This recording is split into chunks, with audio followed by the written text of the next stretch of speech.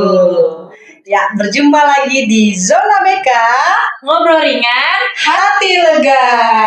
Ya, hari ini kita akan membahas apa lagi nih Bu Fatin? Ya, kali ini kita akan membahas tentang topik yang tentunya sangat menarik. Kita akan bahas tentang bagaimana sih cara guru BK ini menghadapi kelelahan emosional. Yang kita tahu setiap profesi itu pasti ada suka dan dukanya.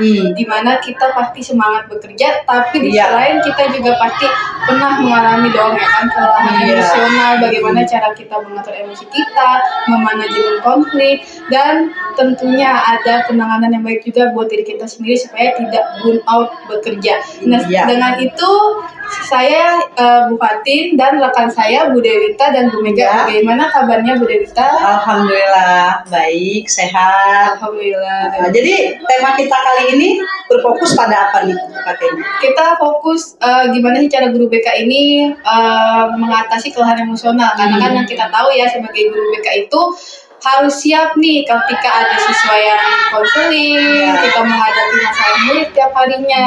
Belum lagi ketika kita punya masalah sendiri, bagaimana sih kita tetap menampilkan performa yang baik. Ketika berhadapan dengan banyaknya persoalan di sekolah. Mungkin dari pengalaman pribadi kali ya, masing-masing nih.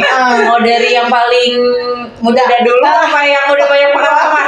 Iya, boleh nih. Biasanya apa aja sih pengalaman yang membuat guru BK ini termotivasi atau kira-kiranya ada nih kejadian yang bikin kewalahan, kira-kira apa sih?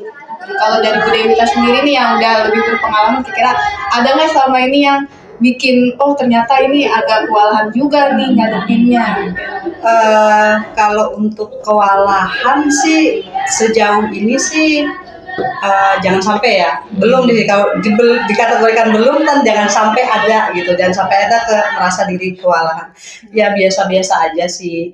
Ya namanya kenakalan remaja kan, kita apalagi di jenjang MTS ini kan remaja di mana anak-anak memang yang perubahan psikologisnya itu yang belum istilahnya itu mereka itu cari jati diri ya. Jadi banyak tingkah-tingkah yang kadang kayaknya ini ada perubahan itu kita harus memang kuat untuk menghadapinya. Di sisi lain ya itu tadi balik kita sebagai guru juga manusia ya. Untuk permasalahan pasti ada di pribadi, tapi bagaimana kita secara guru BK secara profesional untuk menangani anak-anak yang memang ada permasalahan, kita dampingin dan permasalahan mereka hadapi itu bisa selesai. Ya, alhamdulillah sejauh ini semuanya selesai dengan baik ya Bu ya. Iya, alhamdulillahnya itu punya tim yang solid juga kan. Itu paling kunci utamanya kita di tim BK itu ada solidnya.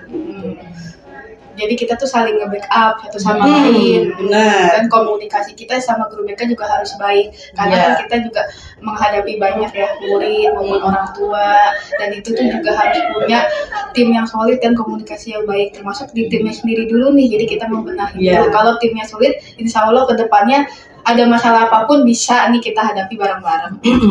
Mungkin yang selama ini cukup menjadi hambatan kali ya.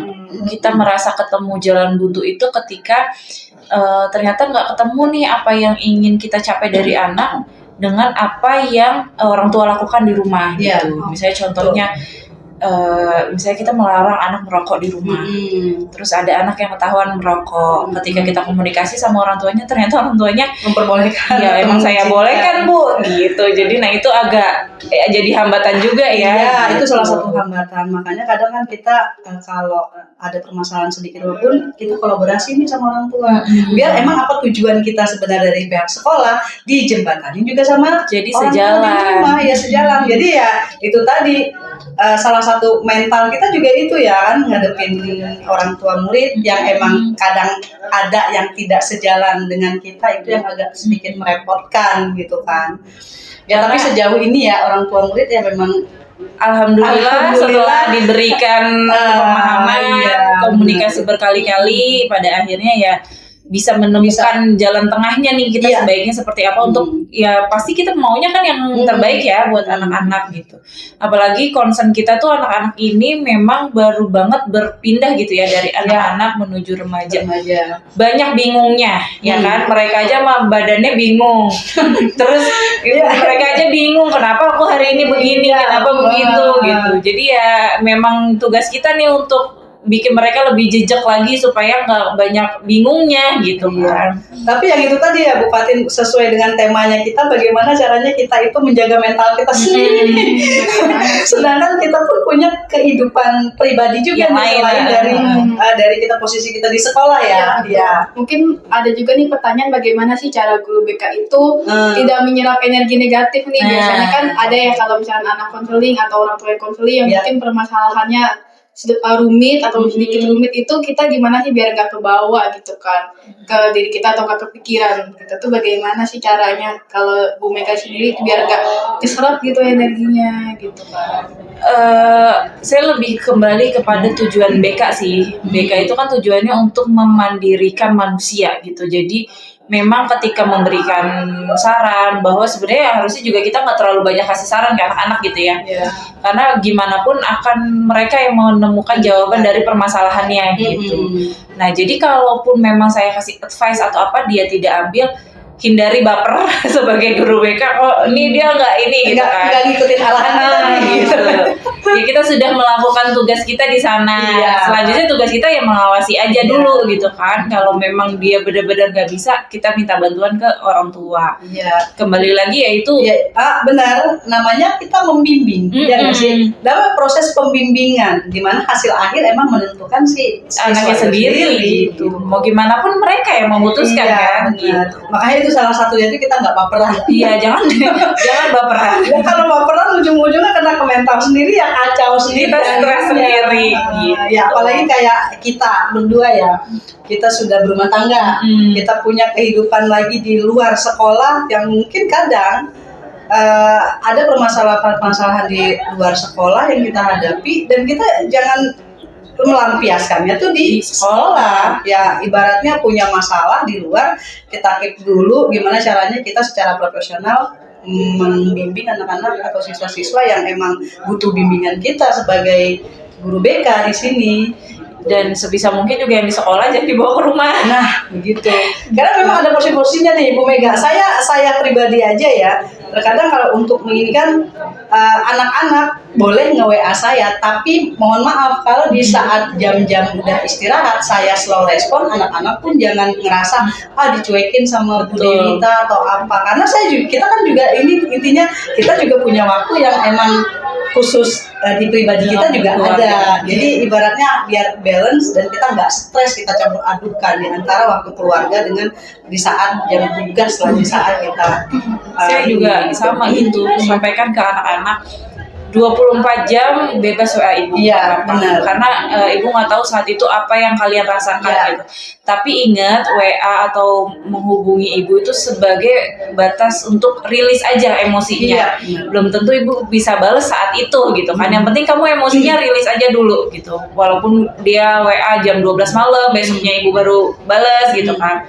Yang penting keluar dulu emosinya gitu. Tapi ya kita juga jangan terlalu diforsir ya jam 12 malam. Ya terus itu makanya tadi kita harus punya pembatasan waktu. Misalnya jam istirahat ya kita tidak bisa untuk melayani gitu. Boleh WA tapi boleh responnya next. Makanya kita ibaratnya menegaskan bahwa kalau misalnya di jam di luar kerja ya, kita menegaskan kalau slow respon jangan ngerasa kita mengabaikan gitu. Betul, dan juga pastinya di guru BK ini juga ada tadi ya batasan emosional. Masih kalau misalkan murid itu nggak ngikutin saran kita, tapi kita tuh gimana caranya kita nggak ngebawa ke hati banget. Dan juga kasih tahu tadi benar kata Bu Mega ke anak-anak bahwasannya boleh buat rilis emosi ngechat 24 jam. Tapi kita juga kasih pengertian ke anak-anak bahwasannya kita juga peduli kok sama kalian, tapi kita juga punya waktu juga untuk keluarga di rumah. Jadi tetapkan batasan-batasan yang kita sepakati sama anak murid. Terus lagi nih di dunia kerja kan emang banyak juga permasalahan ya, gimana caranya, mungkin ada tekanan dari atasan, pekerjaan yang menumpuk juga, tapi kita bagaimana tetap harus profesional menangani anak-anak, karena kan kalau datang kasus anak yang berkasus tidak tahu waktunya kapan. Iya, Saat betul, kita betul. stres dengan pekerjaan, tiba-tiba kita harus menangani anak, atau gimana caranya? Kalau di versi Bu Patin sendiri nih, Gimana tuh? ini sibuk dengan waktu berbarengan nih Bu, tekanan dari atasan misalnya, terus pekerjaan yang deadline, tiba-tiba datang anak yang berkasus yang harus segera ditanganin, apa yang harus kita lakukan? Kadang kan kita, aduh stres, Benar. jangan sampai kita kebawa ke anak gitu, pelampiasannya ke anak. Ya sebenarnya ini termasuk tantangan juga yang saya juga sebagai guru BK juga harus belajar. Namanya manusia ya. Iya pasti ada. Kita guru juga pasti belajar mah kan seumur hidup ya Iya, kan, benar. harus proses itu. Nah, ya paling kita tuh kalau anak ada kasus kita harus kasih dulu pengertian kan ke anaknya, kita terima anaknya, nggak mungkin kan anak itu datang ke sini tiba-tiba jangan dulu, ibu Iya. lagi sibuk nanti aja, Iya. kan nggak mungkin ya. Yang paling kita dudukin dulu anaknya, kamu ada masalah apa? Ya mungkin kita lihat lagi nih jadwalnya, kita cari jalan tengahnya nih. Sekiranya apa nih yang lagi prioritas di kerjaan ini gitu. Kalau misalnya emang tadi ada kerjaan yang lain selain Ya. ini, kita kasih tahu dulu deadline tugas kita. Kalau misalkan selagi itu lagi penuh, kita cukup ngedengerin dulu anaknya. Iya. Nah, nanti bisa lah konseling lanjutan di hari kemudian. Iya. Jadi kita tuh gimana caranya bisa juga nih sebagai guru BK memanajemen waktu gitu kan. Selain tadi manajemen emosi, juga ada juga manajemen waktunya. Jadi kita tahu sekiranya hari ini apa yang harus dituntaskan terlebih dahulu. Nah, tapi tetap kita tidak mengabaikan murid. Kita tetap cari jalan tengahnya. Selain itu juga perlunya sih kayaknya komunikasi ya sama walasnya. Jadi kita tuh ada follow up juga. Jadi supaya anak itu ngerasa diperhatikan, kita juga harus komunikasi juga sih ke walasnya. Kira-kira bagaimana nih anak nih. Jadi bukan hanya dari kita juga masukan, tapi juga walasnya juga memperhatikan. Jadi intinya sih kalau menurut saya sih cari jalan tengahnya. Lagi kalau menurut Bude tuh gimana sih pengalamannya? Balik ke ya begitu tadi, ibaratnya untuk pengalaman yang seperti itu kurang lebih hampir sama ya kita ya, manajemen waktu memang harus tepat. Kalau di saya sih sama persis ya, di saat kita punya pekerjaan yang deadline, ada tekanan juga di atas, itu bisa nggak bisa harus kita kesampingkan untuk stres itu, karena apa, tugas kita emang melayani. Iya. Nggak sih? Melayani Jasa. di bidang jasa, mau nggak mau gimana cara orang yang datang ke kita itu ya emang menimbulkan rasa kenyamanan. Itu yang memang harus kita apa ya, istilah kita munculkan atau kita berhadapan sama orang yang meminta bantuan kita, apalagi bantuan kita itu bukan secara material ya, tapi lebih ke psikologis, yang rasa kenyamanan. Itu mau nggak mau kita berhadapan dengan anak-anak yang emang membutuhkan kita, ya kita harus nyaman dulu. Posisinya ya harus tetap kita apa ya, ngebuat diri kita itu senyaman mungkin di depan anak, sebahagia mungkin di depan anak. Kalaupun untuk senyum pun bisa kita buat senyum palsu, kita senyum aja di depan anak. Padahal hati pun kadang ya gimana gitu. Atau mungkin ini kan kita kan udah cukup solid nih timnya. Iya. Nah kan beberapa kali gitu juga kayak, Bu bisa handle ini nggak misalnya gitu kan, minta tolongnya itu Iya. juga.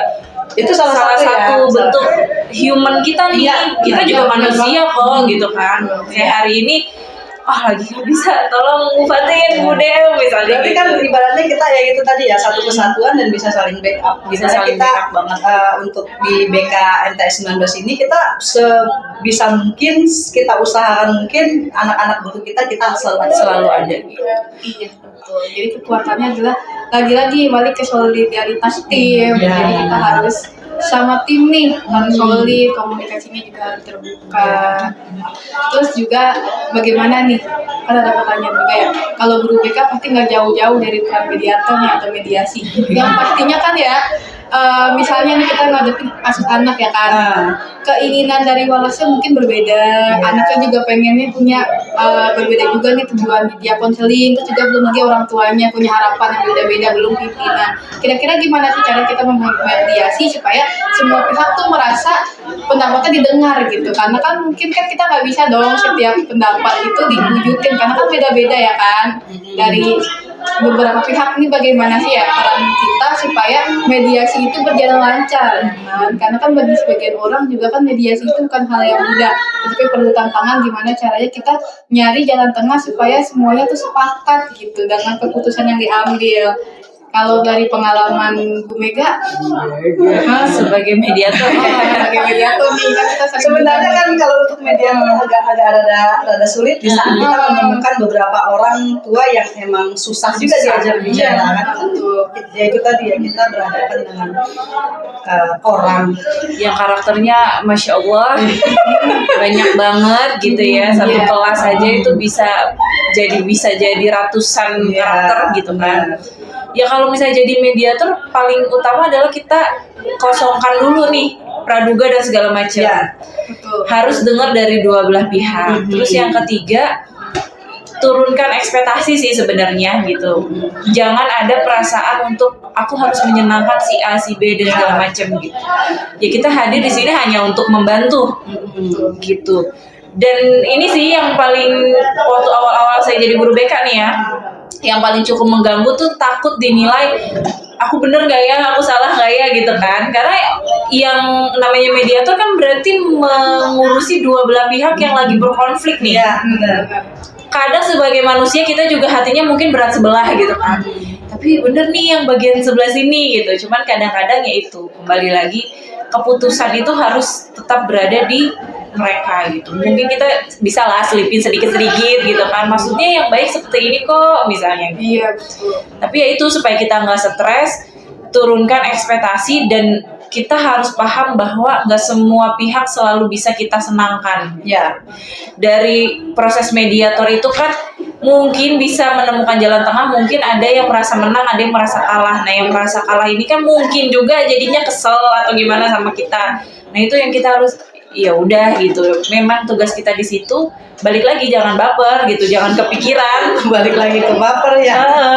Ya emang Supaya nggak stres sendiri kan. Memang proses mediasi itu ya itu tadi yang balik lagi kita berhadapan dengan siapa orangnya. Karena emang gampang kita ngambil keputusan kalau emangnya orang kita berhadapan dengan yang gampang juga gitu kan. Kadang ada yang emang orang tua atau anak murid yang kekeh dengan apa pandangan dia, itu memang agak sulit. Cuman bagaimana caranya kita bisa menengahi dan hasil akhirnya antara mediasi atau hasil mediasi yang kita lakukan itu memang berjalan ya sesuai kelegaan semua lah gitu, ibaratnya oke, gitu, ibaratnya oh ya udah, oh begitu, dan menyetujui lah hasilnya. Walaupun kadang-kadang ada juga yang emang dia karakternya ingin memaksa dan menekan kita untuk mendukung dia gitu kan. Nah itu tuh yang ada sedikit sulit ya, sedikit sulitnya itu kan bisa itu kadang-kadang kita kena ke mental kita juga kan, yang orang tua yang terlalu keras apa gitu. Dan juga kadang kita cari hiburan di sini ya. iya tuh betul sekali Hiburan di sini biar emang kita nggak stres. Iya, betul. Karena yang emang dihadapi itu adalah manusia yang beragam macam, yang udah beragam macam-macam, udah dengan beragam karakter. Ya manusia namanya, tingkah laku aja bisa berubah dalam setengah menit. Mental memang harus kuat. Ya. Juga harus pakai tadi tetapin batasan emosional. Iya. Baik. Meskipun ya kita sama-sama belajar lah ya. Kadang ada batasannya kayak capek banget nih gimana ya pasti. selesai. Tapi ya dengan tadi solidaritas tim dan komunikasi yang baik ya insya Allah bisa dihadapi. Terus juga ada pertanyaan mungkin biasanya kan kita juga kalau konseling punya banyak cerita ya dari anak-anak ataupun dari orang tua ya kan, karena kan kita menampung nih banyak curhatan atau luapan emosi orang-orang. Sekiranya mungkin ada pengalaman mereka yang menurut kita itu tidak baik atau seram gitu ya kan, yang jadinya tuh kita jadi was-was juga nih dibawa-bawa ke kehidupan kita sendiri. Kayak misalkan waktu itu kasus anak broken home ya kan, nanti kira-kira bagaimana nih, waduh khawatir banget kalau misalkan kejadian juga kayak kasus ini gitu ke bawah-bawah, kira-kira gimana sih supaya jadi tuh curhatan siswa itu nggak jadi ketakutan juga buat kita gitu kan, nanti banyak dong ya kan, dan kebanyakan dari luapan emosinya negatif. Nah kira-kira ada nih resiliensinya gimana gitu, pasti kan secara nggak langsung dong ya kan ke bawah. Kalau Bude kayaknya udah nemu nih Bu. Dia udah nulis buku dari semua cerita-cerita yang Jadi mungkin dia dapat. jadi mungkin seperti ini ya. Di di antara semua kasus itu tadi balik ada Beberapa yang melekat yang gitu ya. emang sok ke hati gitu. Ataupun balik ke kehidupan, sama kayak seusia anak-anak sekarang kan, anak remaja, di mana saya pun sudah punya anak nih ya kan, mau beranjak nanti suatu saat akan beranjak ke seusia anak didik saya sekarang. Bagaimana caranya itu kepikiran atau Iya. kita itu ya itu kehidupan nyatanya jangan sampai, dan kita melakukan usaha yang emang benar-benar kemarin anak ini cerita seperti ini orang tuanya seperti ini, aku jangan sampai ngelakuin itu. Kan kita lumayan Betul, dapat jadi ada pelajaran ya. pelajaran dari cerita-cerita anak itu, dan tidak akan mungkin berharap anak kita juga jangan sampai mendapatkan seperti itu. Jadi ya intinya ada hikmahnya juga nih anak-anak bercerita ya nggak sih ya. Nah hasilnya juga pun sekian banyak cerita curhatan anak-anak, saya menjadi dapat satu karya jadinya. Jadi saya dapat jadi sebuah buku. Mungkin Bu Dewita dibanding penuh di kepalanya. Jadi saya curahkan di Semoga kita bisa ikut. Iya benar. Ya kita ceritanya belum terlalu banyak Bu. Iya. Jadi daripada penuh ke otak, kepikiran, Iya, curahin aja. Jadi satu karya yang mungkin nanti bisa jadi pelajaran juga untuk Iya. anak-anak gitu kan, yang bisa ngebantu kita juga nih dalam menjalankan profesi yang lumayan ini gitu. Iya, mungkin dari situ juga kita secara nggak langsung yang nemu solusi gimana sih kalau misalkan menghindari permasalahan kayak gini, ada penanganannya juga buat diri kita sendiri ya, ada hikmahnya gitu ya yang kita bisa ambil, mungkin begitu. Ya. Kalau sejauh ini nih Bu Fatin gimana? Kalau misalnya ada cerita yang kepikiran sampai rumah gitu, apa yang Ibu lakukan? Kan orang beda-beda ya, Bu Dewita kan nulis buku. Iya. Terus kalau saya mungkin saya jogging, lari gitu kan, ngelakuin ininya gitu. Kalau Ibu gimana? Ya sebenarnya ini menarik banget lah ya, karena kan setiap anak curhat itu kan meskipun kita belum berpengalaman, kita juga masuk nih ke dunianya mereka, kita ada empati supaya kita paham juga nih mengkondisikan diri kita berada di posisi itu. Yang pastinya setelah itu jadi banyak kayak pelajaran yang saya dapat gitu. Jadi misalnya anak itu bercerita nih, misalkan keluarga saya ini begini Bu, bagaimana, nah saya ke depannya ngelihat juga kira-kira kayak saya udah bener belum nih di kehidupan saya, udah kira-kira kayak jadi tahu nih bagaimana sih ciri-ciri atau masalah-masalah yang mengarah ke sana gitu loh. Karena kan kita kan kalau misalkan ada masalah itu kan kita tahu dong nih clue-cluenya bagaimana. Ini kayak kalau misalkan kita ngambil keputusan A, kita dapat konsekuensinya B kayak gitu kan. Kalau kita ngambil konsekuensinya yang B, kita juga dapat balasan kayak gini. Jadi tuh kita ngasih tahu juga ke anak itu sebab dan akibatnya, di kita juga sama, jadi kayak lebih ngajarin lebih berhati-hati. Dan ya kalau misalkan yang namanya kehidupan lah ya kan, itu kan nggak semuanya mulus banget lah ya kan, ya pasti ada masalahnya, dan itu juga jadi kayak buat pelajaran juga gimana sih kalau misalkan udah masalah itu udah kejadian, itu kita itu nyari solusi sama jalan keluarnya, kayak nerima lah bagaimana, itu kan jadinya tuh juga peringatan juga kan buat kita nyari jalan keluar juga nih. Jadi kita tuh ngingetin juga selain ke anak-anak, jadi nasihatnya buat kita sendiri nggak sih, kayak gimana sih kita tuh nggak nyerah nih kondisi kayak gini, kita tetap ngejalanin gitu kan. Jadi secara ini cara menghilangkan cerita-cerita anak tuh tadi healing, tadi saya lari dia ke buku, dan larinya ke jogging, mungkin trekking kali ya. Iya kalau saya guys, pernah ya kalau dengan setelah trekking tuh mungkin bebas Senin aku gas lagi. Jadi tuh emang di fisiknya juga ada, pelampiasannya juga ada ke mentalnya, kayak tadi kita jadi berpikir deep, atau enggak kita juga jadinya ke fisik juga, biar kita tuh nggak stres, karena kan yang namanya curhatan atau luapan emosi kan secara nggak langsung kita mendengar dan masuk ke alam bawah sadar kita. Nah kita nih yang pinter-pinter mengelola emosi kita bagaimana sebagai guru BK, dan emang harus begitu ya kalau guru BK. Atau kadang-kadang suka kita ikut nongkrong sama anak-anak gitu kan, habis dengerin yang agak berat gitu kan, nah kita dengerin anak-anak ngobrol yang ringan-ringan. Ya paling enggaknya kita saling bercanda ya. Kayaknya dengan ada rasa bercandaan itu lumayan menghilangkan stres sedikit, menghilangkan pemikiran yang berat. Ya itu enak aja gitu. Makanya kan kita kalau udah ngumpul ketawa bukannya banyak salah satu healing kita untuk itu. Bahkan kita sama anak inklusi juga itu lumayan healing kita tuh. Nah, kita harus punya healing juga, jadi gak selamanya serius, kondisi tegang, terus enggak ya. Sebagai guru BK tuh wajib malah punya kesenangan juga sendiri bagaimana. Karena kalau misalkan guru BK sakit ya siapa lagi yang ngomongin ya kan. Jadi sebagai guru BK ya itulah tadi tantangannya yang harus kita hadapi tiap hari. Nah, paling ini di penghujung kita ngobrol ini, kayaknya apa sih pesan yang kita dapetin nih kalau menjadi guru BK? Mungkin nih kepada penonton yang lain nih, kalau ada guru BK pasti pesannya nih yang kita dapatkan. Ya kalau dari saya sendiri sih, kalau guru BK ini lebih banyak senengnya gitu ya, manfaatnya, karena bisa ngelihat banyak banget kejadian yang beda-beda gitu kan. Jadi kita hidupnya tuh warna-warni juga sebenarnya. Banyak banget kan, karakter juga beda-beda. Terus juga kita ngasih materi kita tuh sesuai sama real life sehari-hari yang bisa dipakai juga ke depannya, bukan cuma buat murid tapi buat kita sendiri pun kepake gitu kan. Jadi kita bikin materi buat kita juga nih, kepake juga nih buat kita sendiri kan. Terus juga hikmahnya mungkin kalau kesannya mungkin ya tadi harus solid sama timnya gitu kan. Paling utama.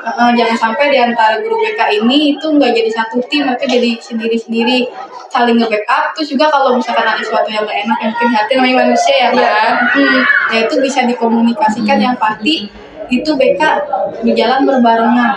Kalau saya pribadi juga ya, kita sebagai guru BK salah satunya yaitu tadi jangan baperan. Kalau kita baperan akhirnya kita bisa stres sendiri, dan akhirnya apa yang kita lakukan atau kita kasih pelayanan ke anak-anak itu akhirnya tidak maksimal gitu. Jadi ya ada masalah datang, yang satu dulu nih kalau belum selesai, yang satu kita coba. Jadi kita jangan mencampur adukan permasalahan. Jadi kita tanganin memang benar-benar persatu-satu, tanganin sejarah yang emang kita rasa istilahnya itu kayak bisa. Iya itu maksudnya kita pisahin satu persatu, kita selesaikan satu persatu, tidak kita campur adukan. Gimana caranya emang benar-benar permasalahan itu tuh ya emang terselesaikan dengan sebaik mungkin kan gitu. Dan kalau misalnya emang gak sanggup ya ngomong gitu kan. Gak sanggup tuh gak apa-apa banget gitu, itu manusiawi banget gitu. Cari pertolongan tuh gak apa-apa. Makanya itu yang kita butuhkan ada kolaborasi antar kita sesama guru BK. Itu yang kadang kita lakukan di MTS 19 begitu.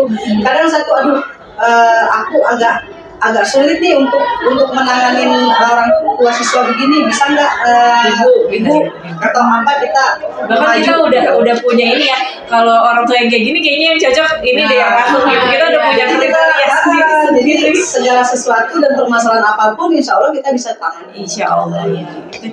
Ya itu tadi kekuatan mental kita yang harus emang, jadi mental ya ibaratnya kecerdasan emosional itu emang harus kita bisa kuasai untuk jadi kita bisa menghadapi dalam situasi apapun, kita bisa menghadapinya. Jadi kalau saya sendiri sih pesannya, burnout itu sesuatu yang wajar aja, normal aja gitu. Semua lini, semua profesi, semua masa gitu ya. Mungkin di masa anak-anak remaja juga mereka burnout untuk sekolah gitu kan. Kita bedanya burnout di pekerjaan gitu. Itu nggak apa-apa gitu. Yang nggak boleh itu terlarut-larut di dalamnya gitu kan. Terus nggak sadar gitu. Kalau kita sih ya mungkin karena ada basic ilmunya ya. Jadi kayaknya gue lagi burnout nih gitu kan. Cari pertolongan segera, terus istirahat dulu nggak apa-apa ya, tapi jangan dijadiin alasan dulu gitu kan. Itu harus istirahat untuk kembali lebih fresh. Dan mungkin untuk anak juga ya kan, kita kan perkembangan anak kan macam-macam ya kan. Kita juga kalau membimbing anak tuh misalnya ada anak bermasalah, kita juga nggak ngelihat juga dia anak bermasalah, terus nggak kita ngambilin betul. juga, tapi kita lihat nih kalau anak ini bisa berubah. Intinya jangan injas anak yang sudah melakukan kesalahan, tidak kita salah-salahin, tapi kita cari pembenarannya biar anak itu paham apa yang dia lakukan, oh iya salah, dan akhirnya berpikir untuk tidak mengulangi kesalahan yang sama. Itu yang memang harus kita lakukan. Dan jangan itu tadi ya, balik menjas anak yang sudah salah tetap salah seumur hidup, Nggak itu boleh. tidak boleh sama sekali. Karena namanya sejatinya manusia pasti akan ada perubahan, fisik berubah, psikis berubah, apalagi kehidupan kan gitu ya.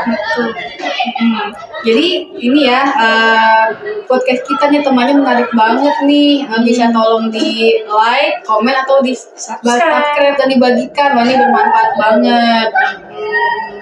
Oke, mungkin kita sudah di ujung. Nanti kita ketemu di ujung Obrolan yang sangat ringan ini. Ya, semoga bermanfaat dan menghibur tentunya. Jadi punya wawasan baru. Kita ketemu di podcast selanjutnya. Assalamualaikum warahmatullahi wabarakatuh.